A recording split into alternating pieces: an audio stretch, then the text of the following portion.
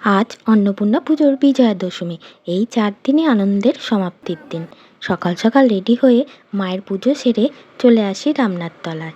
এই ব্যামপাটি বাদ্যযন্ত্র সহযোগে বাবার পুজোর সমাপ্তি করি।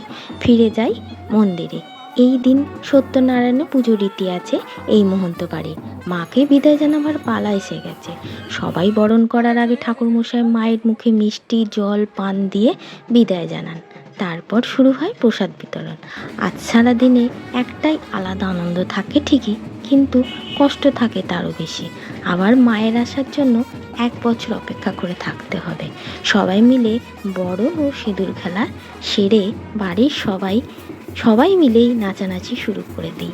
সন্ধ্যা 8টা ও 9টা নাগাদ ঠাকুরকে ছোট গাড়িতে তুলে সারা পাড়া ঘুরিয়ে আমাদের বাড়ির পাশে রাঙাদিঘিতে ঠাকুর বিসর্জন করা হয়। রাত 2-3টে বেজে যায় এই বিসর্জন পর্ব ও তারপরে খাওয়ানোর পর্ব মেটাতে।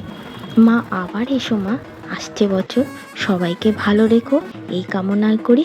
আবার তোমার জন্য 1 বছর অপেক্ষা করে থাকতে হবে তোমার আসার পথ নিয়ে, আর এই সব সুন্দর সুন্দর মুহূর্তগুলো পাওয়ার আশায়। আজ তাহলে আসি।